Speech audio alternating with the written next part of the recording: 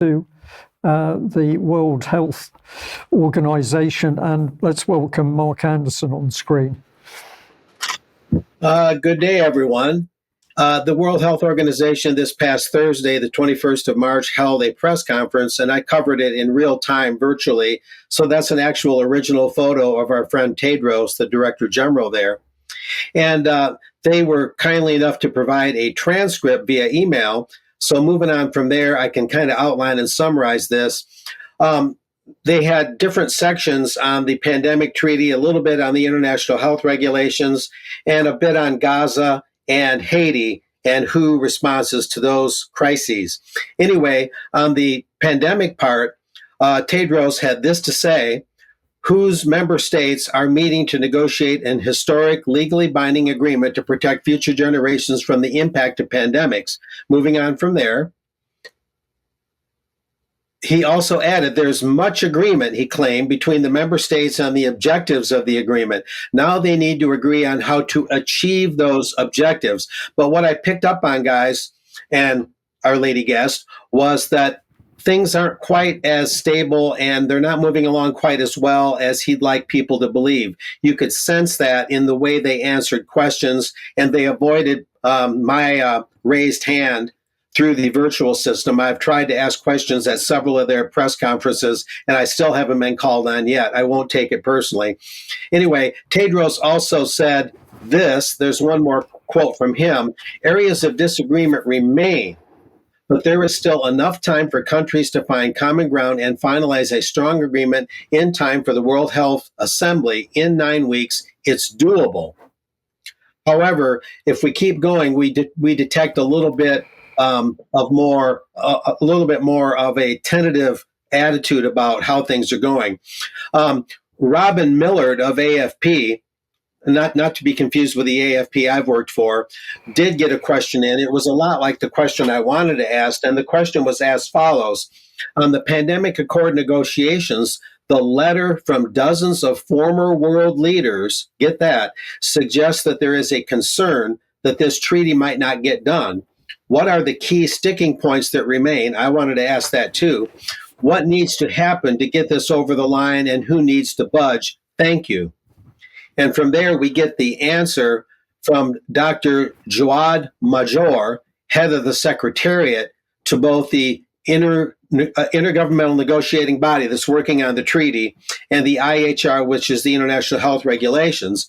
He said, and these are very general things, this was his reply to the reporter: prevention is extremely important for pandemic preparedness and response. No kidding. Negotiators agreed on the importance of research and development, which is, again, very generic and very milquetoast. His third answer, or third part of his answer, they agreed, the negotiators on the treaty, on the importance of having a global supply chain to provide all the signatory countries with what they need for pandemic response, which again seems like no achievement at all. That's a very easy thing to agree on. And the fourth part of his answer to the reporter: we're now discussing how to implement these things, although some issues are tougher to resolve than others. So they kept giving very general kind of brush off answers. And this reporter here was not the only one that asked that kind of question. I wanted to do it. Robin Millard did. And there was another reporter, and we kept getting these very general, almost brush off, again, kind of replies. So things don't seem to be going quite as smoothly as the WHO would like for them to approve the treaty as they had planned at the 77th World Health Assembly in Geneva, and they're trying to achieve that treaty May 24th. Anyway, to give the WHO a little credit where credit's due, they did give a brief report on Gaza, a bit on Haiti. They said only half of Haiti's health facilities are functioning, hospitals and whatnot. But on Gaza, they did make some important revelations. WHO and our partners have been conducting high-risk missions to deliver medicines, fuel, and food for health workers and their patients.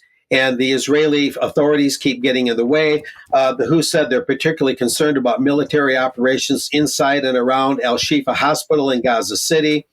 Accessing Al-Shifa is now impossible, and there are reports of health workers being arrested and detained by Israeli forces.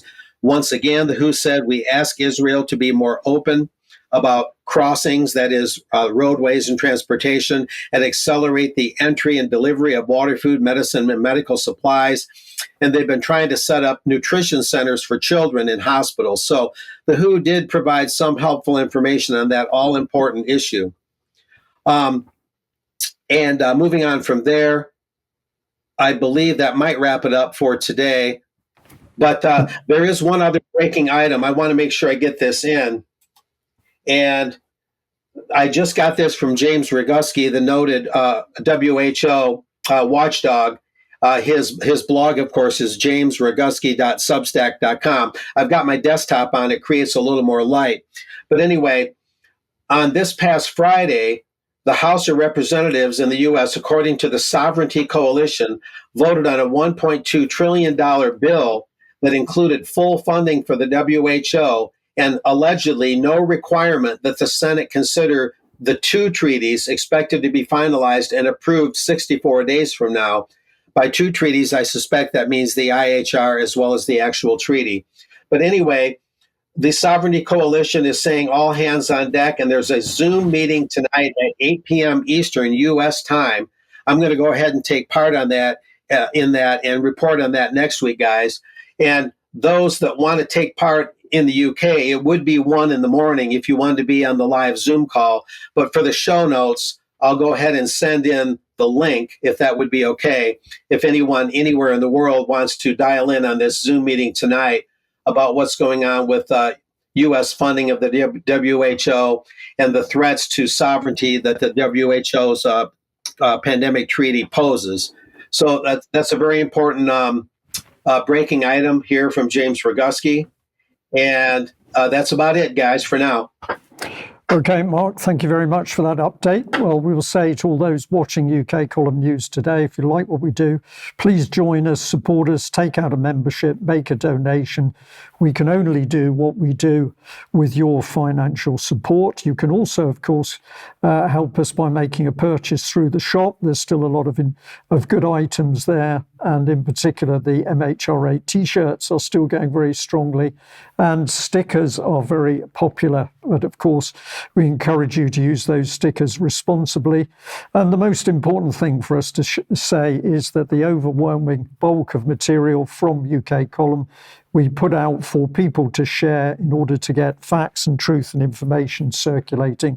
So if you can help share and circulate information, that's great. Please do acknowledge us. Now, we are having a little bit of a break this Easter, so there will not be a UK Column News on Friday the 29th of March or Monday the 1st of April.